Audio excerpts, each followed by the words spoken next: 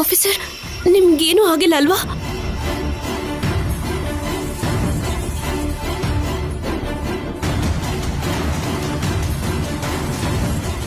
ಏನೂ ಆಗ್ಲಿಲ್ಲ. ಬಟ್ ಬಂದಿದ್ಯಾರೋ ಅಂತಾನೆ ಅರ್ಥ ಆಗ್ಲಿಲ್ಲ. ಸಾರಿ ಸರ್, ನಮ್ಮ ರೆಸಾರ್ಟ್ ಅಲ್ಲಿ ನಿಮ್ಗೆ ಹೀಗೆ ತೊಂದರೆ ಆಗಿದ್ದಕ್ಕೆ ತುಂಬಾ ಬೇಜಾರಾಗ್ತಿದೆ.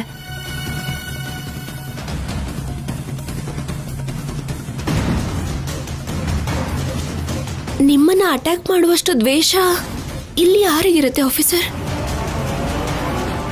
ಈ ರೆಸಾರ್ಟ್ ಸ್ವಲ್ಪ ಊರಿಗೆ ದೂರವಾಗಿದೆ. ಇಲ್ಲೇ ಹತ್ರದಲ್ಲಿ ಒಂದು ಸ್ಲಮ್ ಇದೆ. ಅಲ್ಲಿ ಸ್ವಲ್ಪ ಜನ ಅವಾಗವಾಗ ಕಳ್ತನಕ್ಕೆ ಇಲ್ಲಿಗೆ ಬರ್ತಾ ಇರ್ತಾರೆ. ಅವರೇ ಯಾರೋ ನಿಮ್ಮ ಮೇಲೆ ಅಟ್ಯಾಕ್ ಮಾಡಿರ್ತಾರೆ. ಕಳ್ತನ ಮಾಡೋಕ್ ಬಂದವನು ಆಫೀಸರ್ ಮೇಲೆ ಯಾಕೆ ಅಟ್ಯಾಕ್ ಮಾಡ್ತಾನೆ? ಚಿಕ್ಕ ಚಿಕ್ಕ ಕಳ್ತನ ನಡೆಯುತ್ತೆ ಹೊರತು ಹೀಗೆ ಯಾವತ್ತೂ ಆಗಿರ್ಲಿಲ್ಲ. ನಿಮ್ ಹತ್ರ ಏನೂ ಸಿಗದೆ ಇರೋದಕ್ಕೆ ಸರ್ ಮೇಲೆ ಅಟ್ಯಾಕ್ ಮಾಡಿರ್ತಾನೆ. ಯಾರಿಂದನೂ ನಿಮ್ಮ ಆನಂದ ಹಾಳಾಯ್ತು. Really very sorry. ಮತ್ತೆ ಇಂಥದ್ದು ನಡೀದಿರೋ ಹಾಗೆ ನಾನು ಎಚ್ಚರಿಕೆ ವಹಿಸ್ತೀನಿ. ನೀವು ಬೇಗ ಹೋಗಿ ಮಲ್ಕೊಳ್ಳಿ. ನಾಳೆ ಬೆಳಗ್ಗೆ ಬೋಟ್ ಹೌಸ್ ಹತ್ರ ಹೋಗ್ಬೇಕು. Once again very sorry. ಹಾಗೇನಿಲ್ಲ ಬಿಡಿ, ನೀವು ಹೊರಡಿ. ನಾಳೆ ಬೆಳಗ್ಗೆ ಸಿಗೋಣ. Okay sir, thank you. Good night. Good night.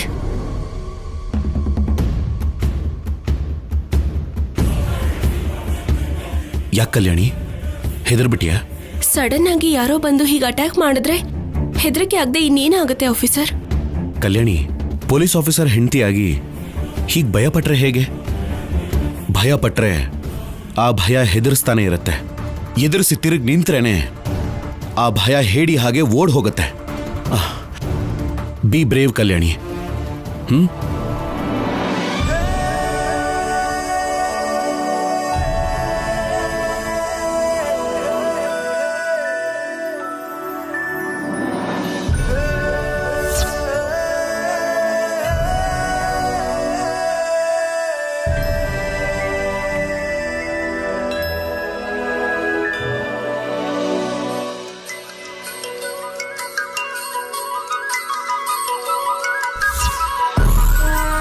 Sir, ಈ ಕಡೆ ಬನ್ನಿ.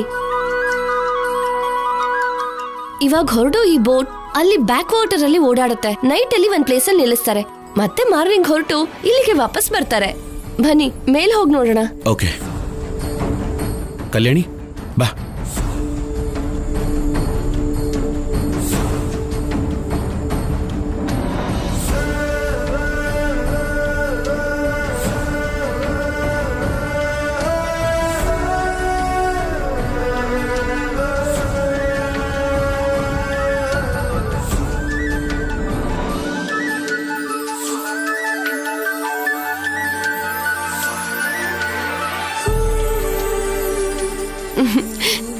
ಲೈಫಲ್ಲಿ ಈ ಬೋಟ್ ಹೌಸ್ ಜರ್ನಿ ಅನ್ನೋದು ಒಂದ್ ಮೆಮೊರಿ ಆಗಿ ಉಳಿದ್ಬಿಡುತ್ತೆ.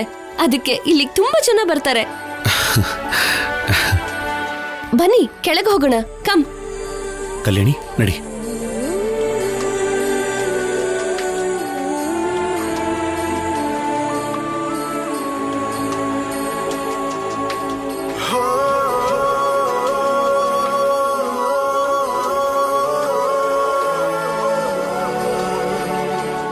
ಬನ್ನಿ. நீங்களே இந்த டல்லா இருக்கு? ಅದೇ ಯಾಕೆ ಡಲ್ ಆಗಿದ್ದೀರಾ ಅಂತ. ಓ, ರಾತ್ರಿ ನಡೆದಿರೋದ್ರ ಬಗ್ಗೆ ಯೋಚನೆ ಮಾಡ್ತಿದ್ದೀರಾ? ಬಿಟ್ಬಿಡಿ. ನೀವು ಹೀಗಿದ್ರೆ ಸರ್ ಹೆಂಗೆ ಹ್ಯಾಪಿ ಆಗಿರ್ತಾರೆ? ಈ ಟ್ರಿಪ್ ನೀವು ಮರೆಯಕ್ಕಾಗದೇ ಇರೋಂಥ ನೆನಪಾಗಿ ಉಳಿದ್ಬಿಡುತ್ತೆ. ಎಂಜಾಯ್ ಮಾಡಿ.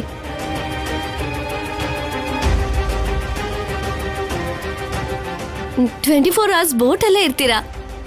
ನಿಮ್ಮಿಬ್ರು ನೆನಪುಗಳನ್ನ ಹೊರೋದಕ್ಕೆ ಈ ಬೋಟು ರೆಡಿ ಆಗಿದೆ. Have a nice trip. Bye. Thank you. ಬಾ. ಬಾಯ್ ಬಾಯ್. ಬಾಯ್. ಚೆನ್ನಾಗಿ ಎಂಜಾಯ್ ಮಾಡಿ. ಬಾಯ್ ಬಾಯ್.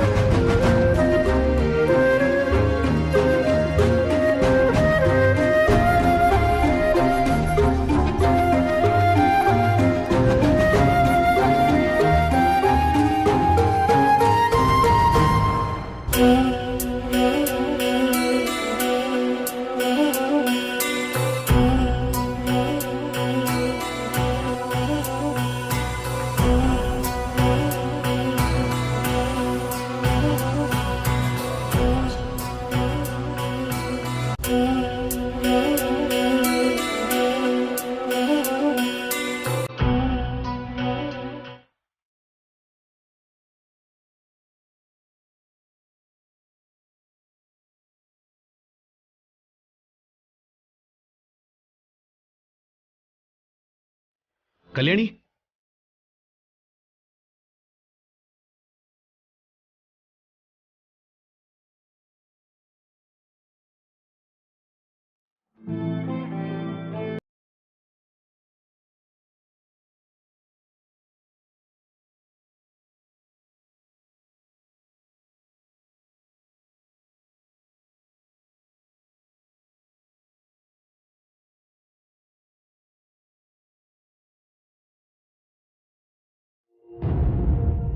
ನೀನ್ ಯಾವ್ದ್ರ ಬಗ್ಗೆ ಯೋಚನೆ ಮಾಡ್ತಿದ್ಯಾ ಅಂತ ನನಗೆ ಗೊತ್ತು. ನಾವಿಷ್ಟು ದೂರ ಬಂದಿರೋದು ಸಂತೋಷವಾಗಿರೋದಕ್ಕೆ, ಹೀಗ್ ಡಲ್ ಆಗಿರೋದಕ್ಕಲ್ಲ ಕಲ್ಯಾಣಿ. ಬಂದಿದ್ಯಾರೋ ಸ್ಲಮ್ ಹುಡ್ಗ ಅಂದ್ರೆ ನನ್ ಕೈಲಿ ನಂಬೋಕ್ ಆಗ್ತಿಲ್ಲ ಆಫೀಸರ್. ನಾವೀಗ ಕೇರಳಾಗ್ ಬಂದಿದೀವಿ. ಇಲ್ಲಿ ನಿಮ್ಮೇಲೆ ಅಟ್ಯಾಕ್ ಮಾಡೋಷ್ಟು ದ್ವೇಷ ಯಾರಿಗಿರುತ್ತೆ ಆಫೀಸರ್? ಆ ಹುಡ್ಗಿನ ನೋಡ್ತಿದ್ರೆ ಸಂಪದನ ಹಾಗೆ ಇದ್ದಾಳೆ. ಹಾಗೆ ಇರೋದಲ್ಲ, ಅವಳೇ ಸಂಪದ ಅಂತ ನನ್ನ ನಂಬಿಕೆ. ಅವಳೇ ನಿಮ್ಮ ಮೇಲೆ ಅಟ್ಯಾಕ್ ಮಾಡಿಸಿರ್ಬಹುದಲ್ವಾ?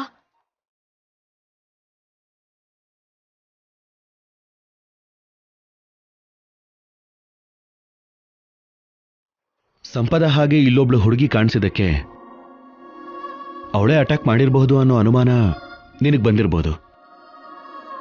ಬಟ್ ನನಗೆ ಆ ಸಿದ್ದುನೇ ಅಟ್ಯಾಕ್ ಮಾಡಿದಾನೆ ಅಂತ ಅನಿಸ್ತಾ ಇದೆ.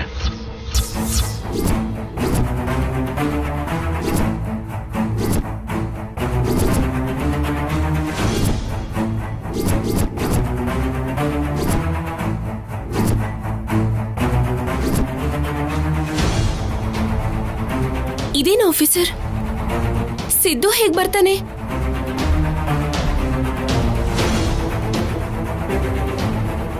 ಅವರಿಬ್ರು ಸತ್ತು ಹೋಗಿದ್ದಾರೆ ಅನ್ಕೊಂಡ್ವಿ, ಆದ್ರೆ ಅವರಿಬ್ರು ಬಾಡಿ ಸಿಗ್ಲಿಲ್ಲ.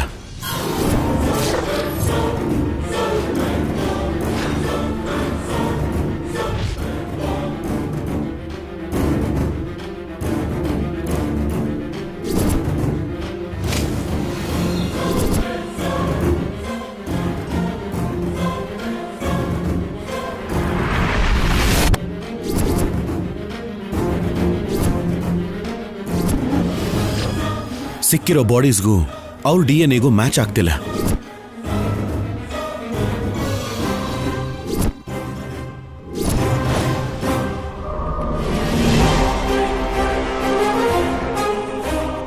ನೋ ಡೌಟ್ ಶೌರ್ಯ, ಸತ್ತಿದ್ದು ಸಿದ್ದು ಸಂಪದ ಅಲ್ಲ. ಆ ಜಾಗದಲ್ಲಿ ಸಿಕ್ಕಿರೋ ಡೆಡ್ ಬಾಡೀಸ್ನ ನೋಡಿ ಮೊದಲು ನಾವು ಅವರೇ ಅನ್ಕೊಂಡ್ವಿ. But age group blood group match ಆಗದೆ ಇದ್ದದ್ದಕ್ಕೆ ಅನುಮಾನದಿಂದ ಎನ್ಕ್ವೈರಿ ಮಾಡಿದಾಗ ಅವರು ಲವರ್ಸ್ ಅಂತ ಗೊತ್ತಾಯ್ತು. ದೊಡ್ಡವರು ಅವ್ರ ಪ್ರೀತಿನ ಒಪ್ಕೊಳ್ದೇ ಇದ್ದದ್ದಕ್ಕೆ ಅವರು ಸೂಸೈಡ್ ಮಾಡ್ಕೊಂಡಿದ್ದಾರೆ. ಆ ಪ್ಲೇಸಲ್ಲಿ ಸರಿಯಾಗಿ ಚೆಕ್ ಮಾಡಿದ್ರ ಅಲ್ಲಿ ಏನಾದರೂ ಪ್ರೂಫ್ ಸಿಕ್ತಾ? ಅಂದ್ರೆ ಅವ್ರು ಹಾಕೊಂಡಿರೋ ಬಂಗಾರ ಒಡವೆ ಅಂಥದ್ದೇನಾದ್ರು? ನೋ, ಅಂಥದ್ದೇನೂ ಸಿಕ್ಕಿಲ್ಲ. ಸ್ಪಾಟಲ್ಲಿ ನೀನು ಶೂಟ್ ಮಾಡಿದ ಬುಲೆಟ್ಸ್ ಮಾತ್ರ ಸಿಕ್ಕಿದೆ. ಅಂದ್ರೆ ಸಿದ್ದು ಸಂಪದ ಮತ್ತೆ ತಪ್ಪಿಸ್ಕೊಂಡಿದ್ದಾರೆ. ಎಸ್, ಅಷ್ಟು ಹೈಟಿಂದ ಬಿದ್ದರೂ ಕೂಡ ಅವರು ಅದು ಹೇಗೆ ಉಳ್ಕೊಂಡಿದ್ದಾರೆ ಅಂತ ನನಗೂ ಆಶ್ಚರ್ಯ ಆಗ್ತಿದೆ. ನನ್ನ ಕೈಯಾರನೇ ಸಾಯ್ಬೇಕು ಅಂತ ಅವ್ರ ಹಣೆ ಬರಹದಲ್ಲಿದೆ ಅನ್ಸುತ್ತೆ. ಅದಕ್ಕೆ ತಪ್ಪಿಸ್ಕೊಂಡಿದ್ದಾರೆ. ಬಿಡಲ್ಲ, ಅವರನ್ನ ಯಾವುದೇ ಪರಿಸ್ಥಿತಿಯಲ್ಲೂ ಬಿಡಲ್ಲ. ಅಲ್ಲಿಂದ ಅವ್ರು ತಪ್ಪಿಸ್ಕೊಂಡಿದ್ದಾರೆ ಅಂದ್ರೆ ಎಲ್ಲಿಗೆ ಹೋಗಿರ್ತಾರೆ?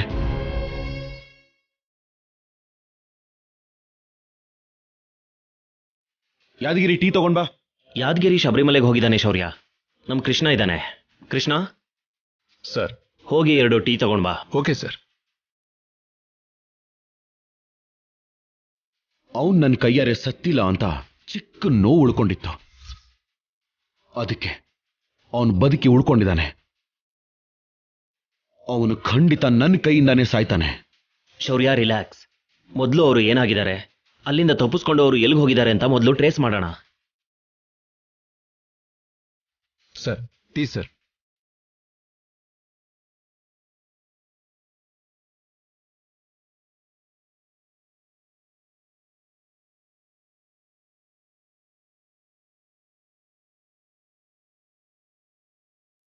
ಸಿದ್ದು ಸಂಪದ ಸತ್ತೋದ್ರು ಅನ್ನೋ ವಿಷಯ ಕೇಳಿ ಮನೇಲಿ ಎಲ್ರೂ ಖುಷಿ ಪಟ್ರು. ಕಲ್ಯಾಣಿಗೂ ನನಗೂ ಇನ್ನು ಯಾವ ಸಮಸ್ಯೆ ಬರಲ್ಲ ಅಂತ. ಇಬ್ರು ಒಂದಾಗೋಕೆ ಇದ್ದ ಅಡ್ಡಿ ತೊಲಗೋಯ್ತು ಅಂತ ನಂಬಿಕೆಯಿಂದ ಇದ್ದಾರೆ. ಇವಾಗ ಈ ವಿಷಯ ಮನೆಯವ್ರಿಗೆ ಗೊತ್ತಾದ್ರೆ ಎಲ್ಲರೂ ಅಪ್ಸೆಟ್ ಆಗ್ತಾರೆ. ಮತ್ತೆ ಎಲ್ಲಿಂದ ಯಾವ ಸಮಸ್ಯೆ ಬರುತ್ತೋ ಅಂತ ಟೆನ್ಷನ್ ಮಾಡ್ಕೋತಾರೆ.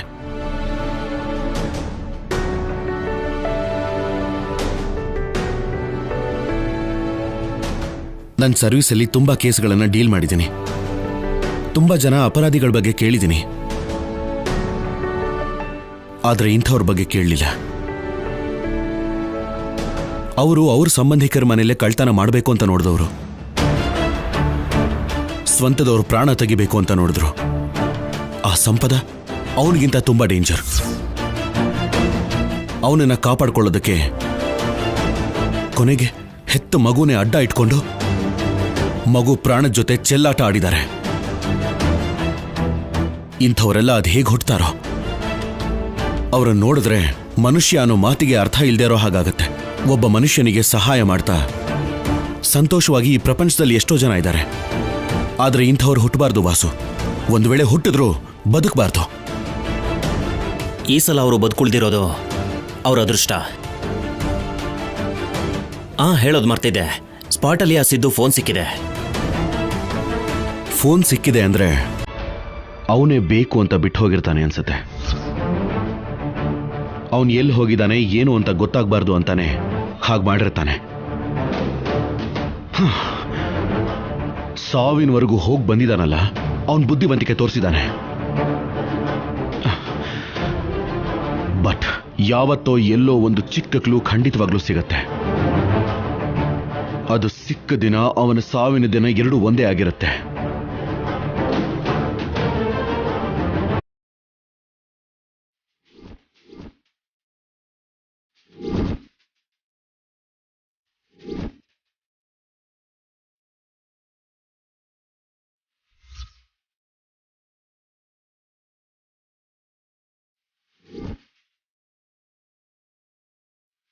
ಏನಮ್ಮ ಫೋನ್ ಮಾಡ್ದೆ? ತಮ್ಮನ್ ತಿಥಿ ಬಗ್ಗೆ ಹೇಳೋದಕ್ಕೆ ಫೋನ್ ಮಾಡಿದ್ಯಾ? ಆ ದೇವ್ರ ದಯೆಯಿಂದ ಅದೆಲ್ಲ ಏನು ಇಲ್ಲ ಕಣೆ. ಕಣ್ ಮುಂದೆನೆ ಬೆಳ್ದಿರೋ ಮಗ ಹೋದ್ರೆ ದೇವ್ರ ದಯೆ ತಿಥಿ ಮಾಡಲ್ಲ ಅಂತೀಯಲ್ಲ, ಯಾಕಮ್ಮ? ನಾನು ಹೇಳೋದ್ ಪೂರ್ತಿ ಕೇಳಿಸ್ಕೊಳೆ. ಸಿದ್ದು ಸತ್ತಿಲ್ಲ, ಅವನ್ ಬದುಕಿದಾನೆ. ಏನಮ್ಮ ನೀನ್ ಹೇಳ್ತಿರೋದು? ಸಿದ್ದು ಸಿದ್ದು ಬದುಕೇ ಇದ್ದಾನ?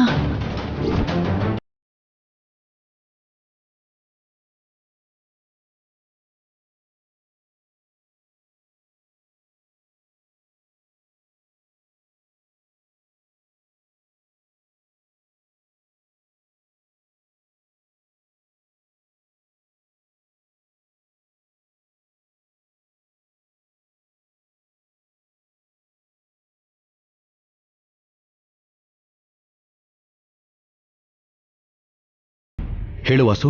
ಶೌರ್ಯ, ಒಂದ್ಸಲ ನೀನು ವಾಟ್ಸಪ್ ಚೆಕ್ ಮಾಡು. ನಾನೊಂದು ಫೋಟೋ ಕಳಿಸಿದ್ದೀನಿ, ನೋಡು. 1 minute.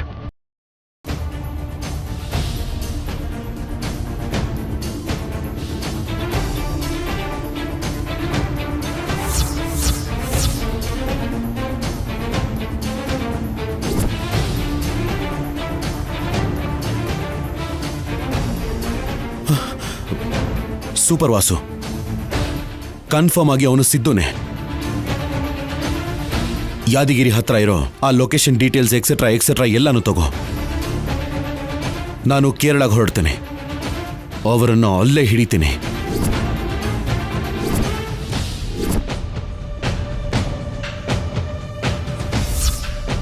ಅಂದ್ರೆ ಅವರಿಬ್ರು ಬದುಕಿದಾರೋ ಇಲ್ವೋ ಗೊತ್ತಿಲ್ಲ. ಸಂಪದ ಮತ್ತೆ ಆ ಹುಡುಗಿ ಇಬ್ರು ಒಂದೇ ಅಂತ ಡೌಟ್ ಇದೆ. ಆದ್ರೆ ರಾತ್ರಿ ನನ್ನ ಮೇಲೆ ಅಟ್ಯಾಕ್ ಮಾಡಿದ್ದು ಕನ್ಫರ್ಮ್ ಆಗಿ ಸಿದ್ದುನೇ.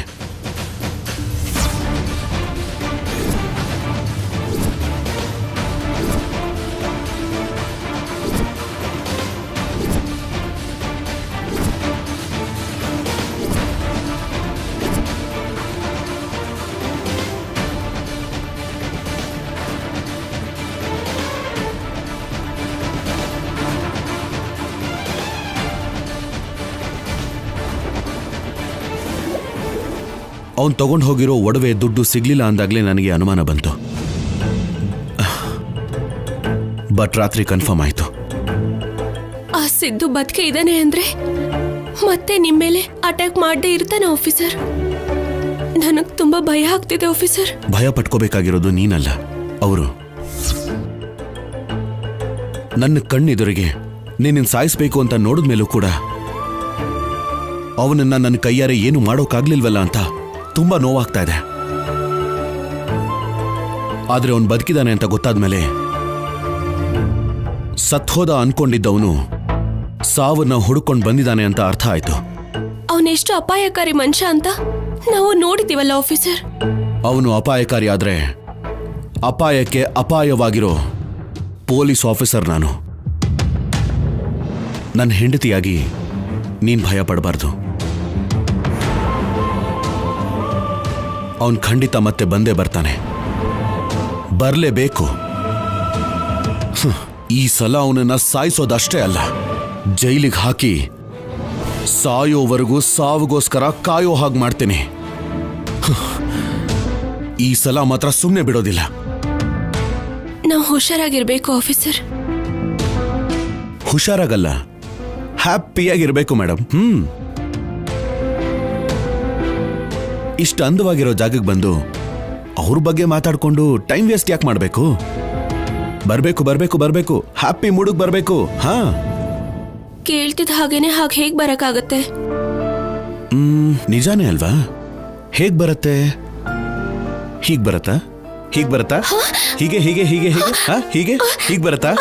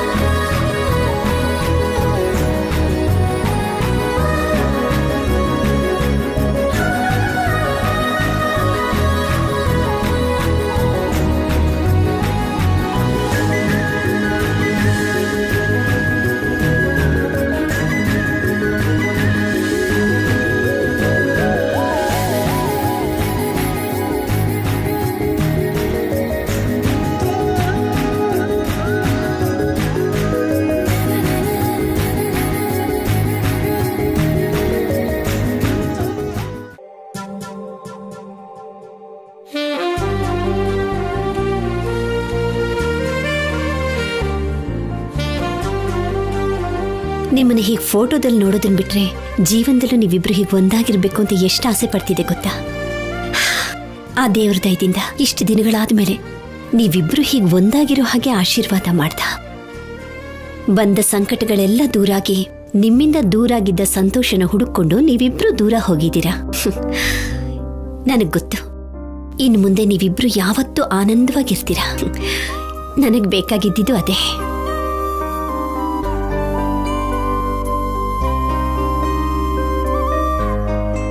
ಏನಮ್ಮ, ತುಂಬಾ ದಿನ ಆದ್ಮೇಲೆ ನಿಮ್ ಮುಖದಲ್ಲಿ ಸಂತೋಷ ಕಾಣ್ತಿದೆ.